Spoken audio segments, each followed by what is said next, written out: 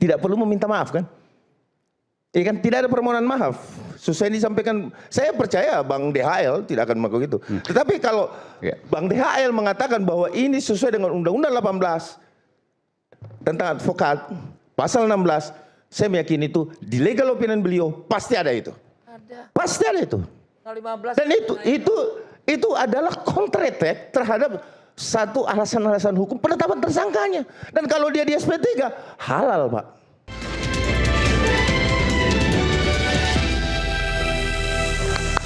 Oke, tadi sudah diberikan keterangan dari Bang Damai Hari Lubis. Sekarang saya berikan kesempatan pada Bung Kapitra Ampera. Oke. Pengacara dari Bang Egy Sujana. Masih sampai sekarang ya? Saya Juni akhir 2025 dikasih kuasa dan saya juga, sampai hari ini? Ya, saya juga mendampingi waktu panggilan pertama di Polda yang Egy nggak datang. Dan waktu dipanggil yang rame-rame saya juga dampingin, ya. Dan saya selama ini nggak mau bicara. Tapi, baru kali ini, pertama kali ini? Iya, Egy minta saya beberapa hari ini untuk bicara. Terima kasih pertama kali di Rakyat Bersuara. Oke. Karena saya tadi dikirim ada aplikasi cards ya. Dia berobat, semua data pengobatan dikirim sama saya tadi ya. Tadi Egy bilang sama saya ada 6 poin yang dia ingin sampaikan melalui saya. Dan saya tidak tambah dan tidak kurangi. Pertama dia datang, betul di fakta, dia datang bertiga dengan Damai dan Neti, ya, Eli dan Neti. Begitu dia ketemu Pak Jokowi, dia buka pertama kata-kata Mas Jokowi. Kalau ada kemungkinan orang mengatakan saya datang ke sini minta maaf, dan saya ke sini bukan minta maaf. Itu poin pertama yang Egy sudah sampaikan saya. Saya datang ke sini bukan minta maaf. Kalau emang ada yang menyampaikan ke Bapak, kemungkinan ada yang menyampaikan ke Mas Jokowi, dipanggil Mas. Saya ke sini bukan minta maaf. Kedua, saya protes. Saya ini advokat, lagi menangani perkara di Pengadilan Solo dan Jakarta Pusat. Sebagai advokat, mewakili klien saya. Kenapa Anda laporkan saya? Dan itu konteksnya, Egy bicara soal yang digugat itu ijazah SMA. Bukan S1, SMA. Dari awal itu yang digugat. Dan ketiga, dia bilang begini, saya laporkan Anda Pak, 9 Desember 2024 setelah tidak jadi presiden. Melaporkan soal ijazah SMA palsu. Sebagai ketua TPWA dan wakil saya, Rizal Fadilah melaporkan Anda tentang S1, ijazah S1. Ya. Tetapi ini tidak direspon. Anda melaporkan seorang yang melaporkan Anda. Ini berdasarkan Undang-Undang 31, soal perlindungan saksi dan korban. Anda nggak boleh laporkan saya. Karena saya melaporkan Anda. Itu dia bilang. Yang kedua, yang keempat, yang kelima, saya punya legal opini. Pendapat ahli dari Dr. Muzakir bahwa Egy Sujana tidak bisa dijadikan tersangka. Yang keenam, dia bilang, saya menasihati. Itu yang disebut surat taha dan sebagainya. Lalu Pak Jokowi bertanya, jadi saya harus lakukan apa? Bapak kan masih punya pengaruh. Tolong sampaikan ke Kapolri. Kapolri sampaikan ke Kapolda. Kasopal sampaikan ke Direskrimum. SP3 kan saya. Pertama cabut cekal saya. Kedua SP3 kan saya. Bang Egy bilang seperti itu. Egy bilang begitu. Lalu itu aja lah selanjutnya ya. Itu yang minta Egy sampaikan pada malam ini ke saya. Saya tidak tahu fakta sesungguhnya, yang jelas fakta umum yang dapat diterima oleh semua orang bahwa betul Egy ke sana 8 Januari. Tapi pembicaraan di dalam semua hanya persepsi, semua interpretasi. Persepsi dan interpretasi ini bisa saja salah. Karena dia bermain pada domainnya, pikiran-pikiran orang, praduga-praduga orang. Tetapi apa yang sesungguhnya terjadi di situ, yang tahu itu Damai Lubis, Egy. Ya. Lalu muncul SP3, apa salah? Enggak. Ini kan bukan kulfa delik. Ini bukan delik umum. Ini kan kelah delik. Perkara itu bisa berhenti kalau dicabut laporannya juga bisa berhenti. Dan kalau di situ restoratif justice, kata pemaafan itu soal sains, soal rasa. Kalau Pak Jokowi merasa sudah merasa bahwa kedatangan silaturahmi dan apalah namanya itu, terus dia merasa sudah memenuhi jiwa dia untuk dia maafkan, ya selesai. Tidak harus ada perjanjian dan segala macam. Selagi dia tidak keberatan. Kalau restoratif justice itu sepihak, ya sepihak, orang yang tidak pihak yang lain itu bisa memperoleh peradilannya. Tapi kalau kedua belah pihak itu sudah tidak ada keberatan, sudah tidak ada merasa dirugikan, apa salahnya? Tidak mungkin pihak lain bisa melakukan gugatan terhadap itu, perperadilan terhadap itu. Karena dia bukan pihak korban. Jadi saya pikir SP3 ini suatu yang sudah selesai antara pelapor dengan yang dilaporkan. Jadi kita berkembang kemana-mana. Dan apa dasarnya, apa argumentasinya, wallahu alam. Apa melatar belakangi Pak Jokowi menyetujui ini di SP3? Itu kita tidak tahu. Ini saya menyampaikan 6 poin ini yang disampaikan Egy jam 6.17 tadi. Ya.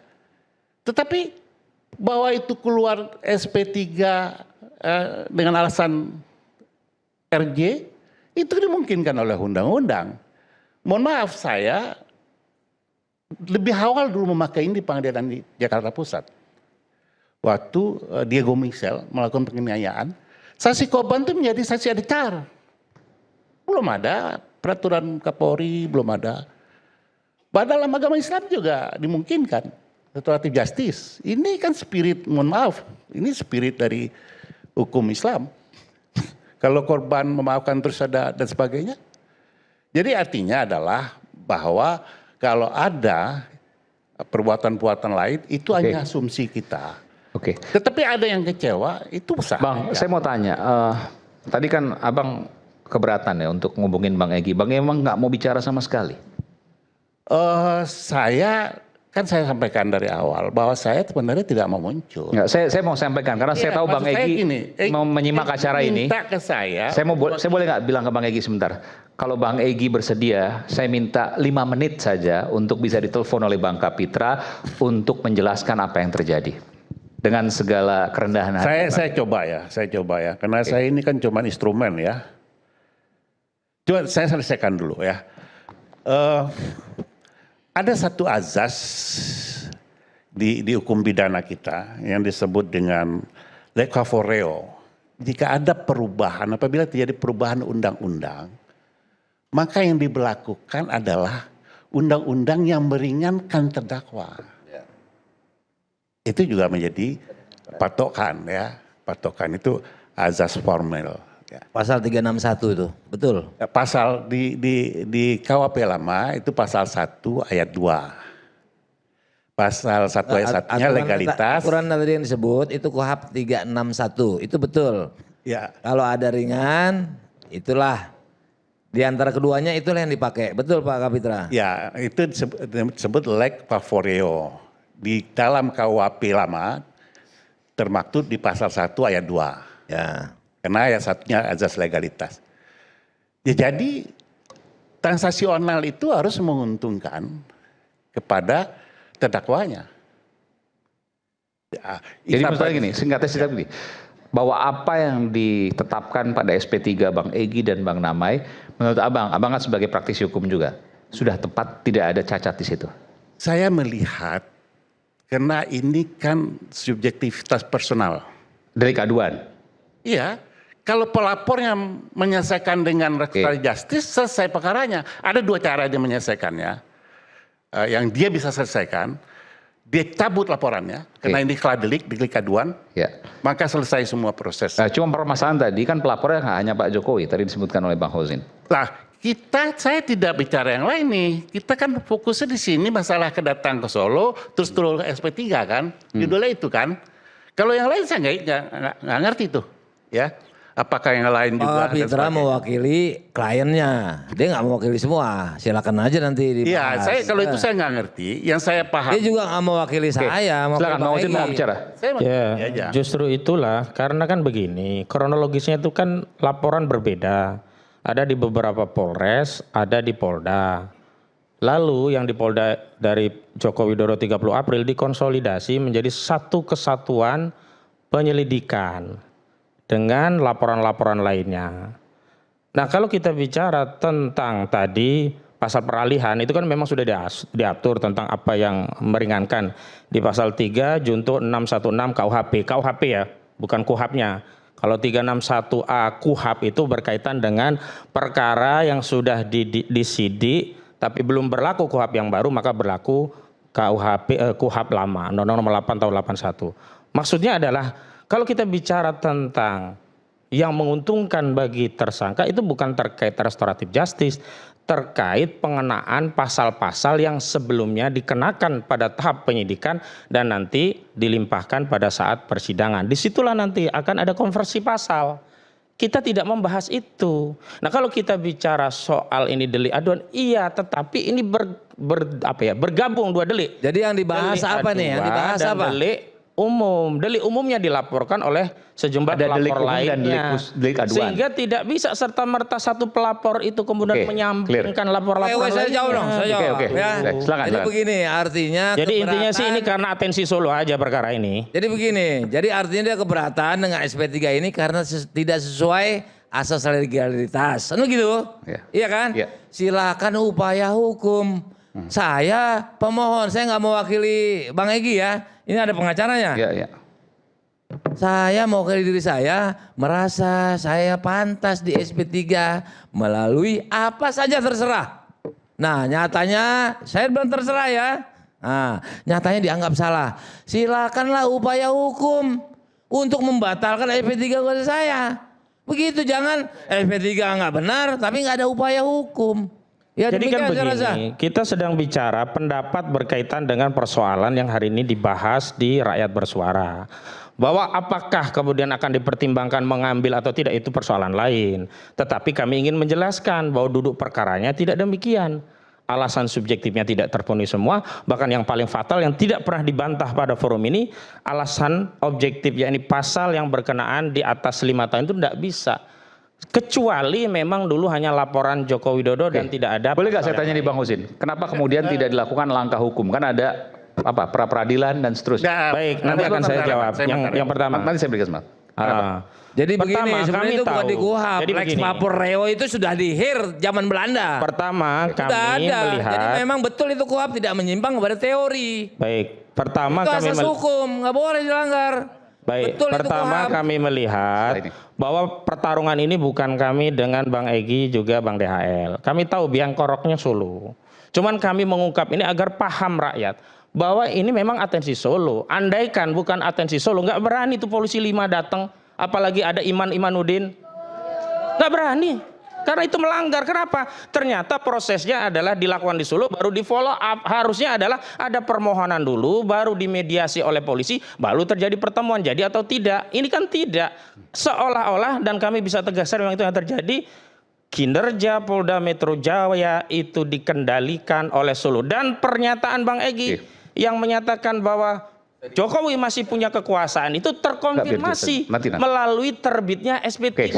Kalau kekuasaan pengaruh Jokowi tak ada, nggak berani Polda melawan syarat objektif yang jelas-jelas di atas 5 tahun kemudian dikeluarkan SP3. Nggak berani.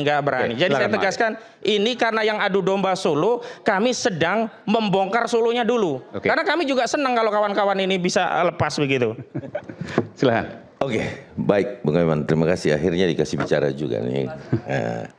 Kalau saya pertama tanggapi dulu ya. Tanggapi dulu. Oh, untuk menanggapi yang mana? Ya.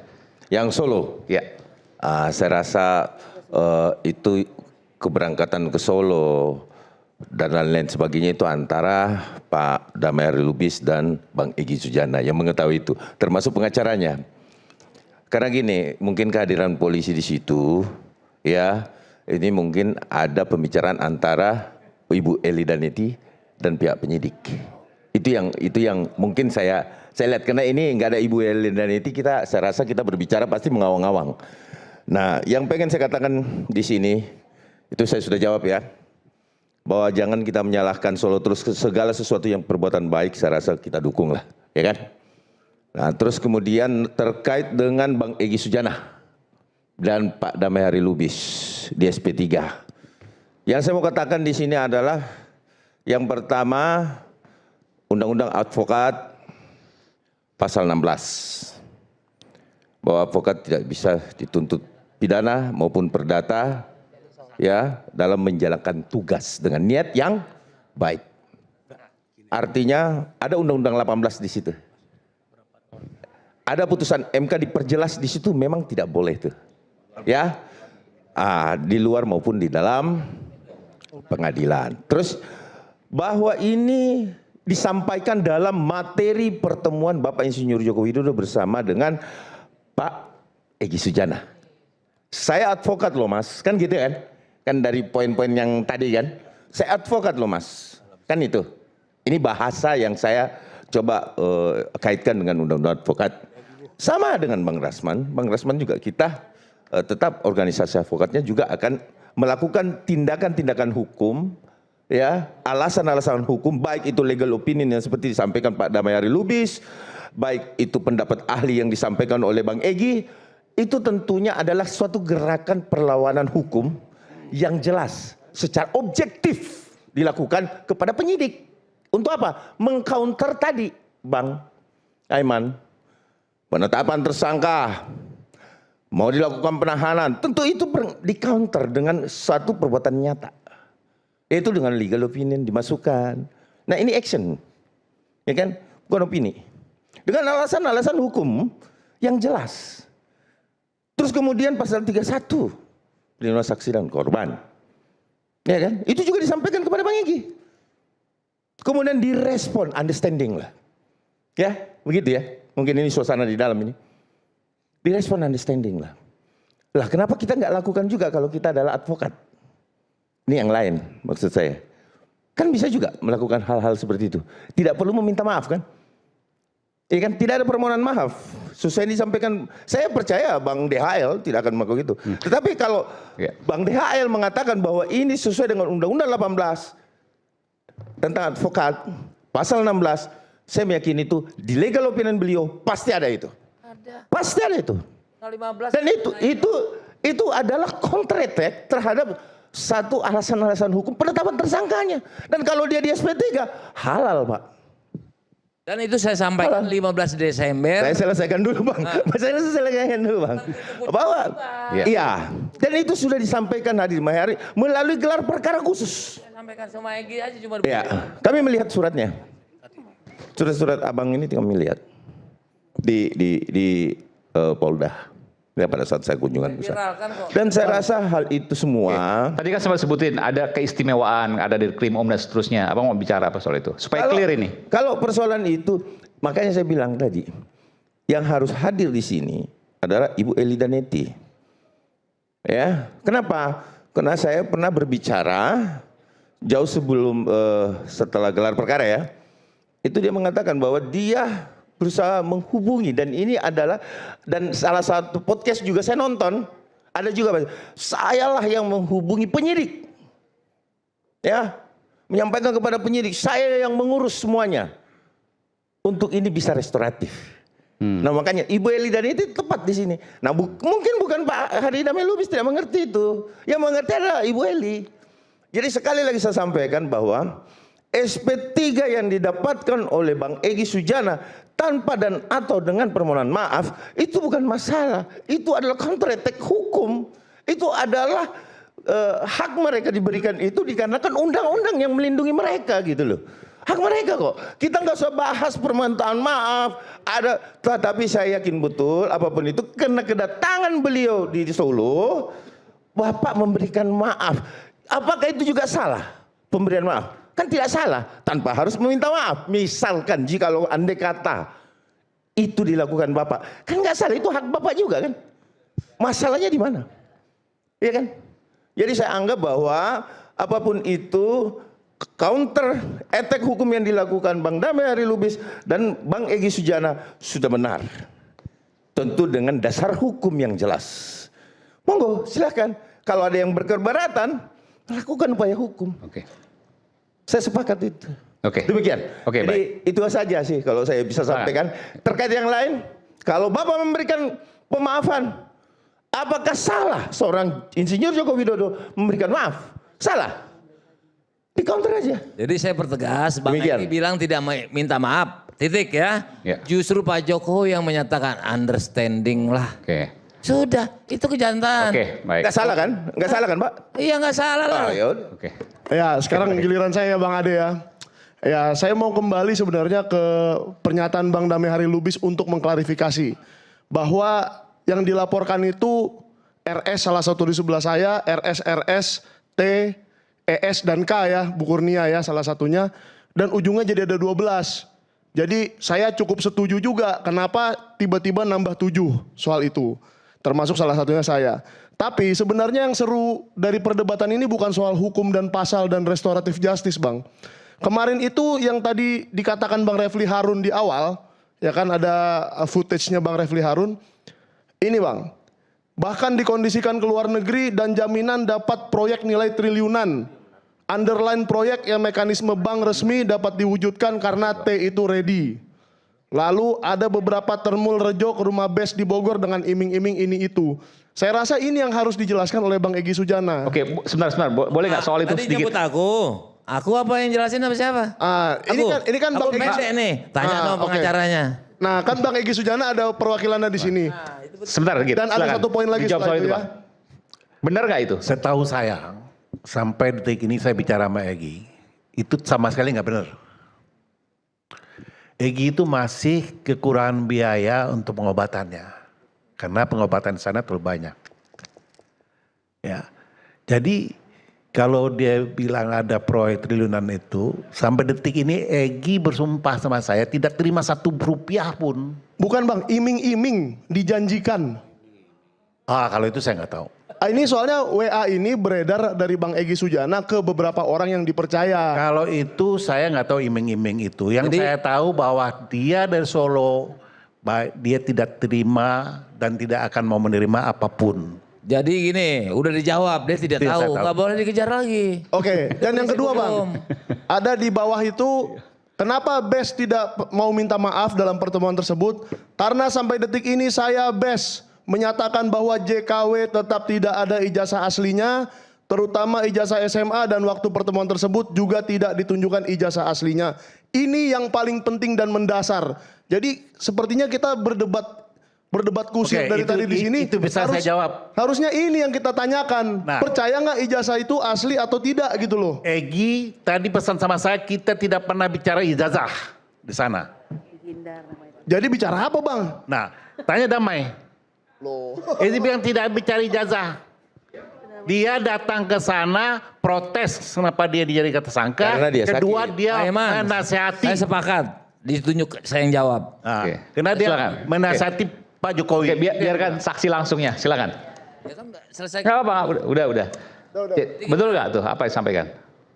Apa yang disampaikannya sudah dibaca juga dengan Roy. Tapi kebenarannya kan saya bilang tanya pengacara. Pengacara bilang saya nggak tahu hal kebenaran itu apa tidak. Ini gitu. Udah selesai. Kalau saya juga gimana? Nggak Mau membicarakan menjawabnya? di sana tidak membicarakan soal ijazah, benar nggak? Ya betul lah, tapi kan tentu kan fokusnya ke situ. Saya tidak ada minta maaf. Masa harus dibilang diulang? Pak Jokowi kan saya tuduh aja, kan nggak etis. Clear ya? Oke, kalau gitu saya boleh mungkin lah. menyarankan untuk kita semua dan publik rakyat Indonesia. Sepertinya sia-sia sekali kita membicarakan ini terus, restoratif justice segala macam. Sedangkan di Solo tadi siang ada sidang CLS Citizen Lawsuit mengenai pembuktian ijazah. Harusnya kita lebih berfokus ke situ. Pembuktian ijazah di Citizen Lawsuit dan pembuktian ijazah di KIP. Yang katanya sih KPU mau banding, tapi saya nggak tahu kebenarannya seperti apa. Ini menyimpang dari sisi bisnis iNews. Iya, artinya gini Bang. Dari tadi ini kan kayaknya menanyakan apakah minta maaf, apakah Enggak, tidak. pertanyaannya apa? Iya. Nah, kalau itu dibahas di media Anda ya nggak apa-apa. Kalau kita punya judgement sendiri. Oke. Oke, jadi ya kembalilah kita semua mencari ijazahnya asli apa tidak. Oke, Itu aja ya, menurut oke. saya. Oke, nanti kita tunggu di Sentana ya. Oke. Nah, jadi gini, ini pendapat yang tadi sebetulnya yang dari Adinda Sangaji itu sudah saya bantah, itu pendapatnya sama dengan Oke. Repi Harun. Ya. Pendapat yang mana? Pendapat kau tadi yang restorasi nggak bisa, udah ku bantah. Itu pendapat Repi Harun, sudah ku bantah. Nah ini Bang Rismon dengar nih. Sama juga RH ya maksud saya, mencegah itu. Artinya kalian udah nggak bisa restorasi. Kan bikin lemah. Ada tulisan saya nggak dibalas sampai sekarang. Cuma yang saya mau tanya, ada juga yang berkesan saya dengan RH, yaitu dia nyatakan harusnya pengacara yang tidak bisa membantu kliennya melakukan SP3, ya tahu diri mundur. Saya juga kagum tuh, cuma ditujukan kepada siapa? Saya nggak tahu. Kebetulan di sini ada temannya Bang Refli Harun. Nanti setelah jeda kita akan kembali, kita akan tanyakan kepada Bang Jamada. Oke, kita akan kembali saat lagi. Tetaplah bersama kami. Kita bersuara. Oke.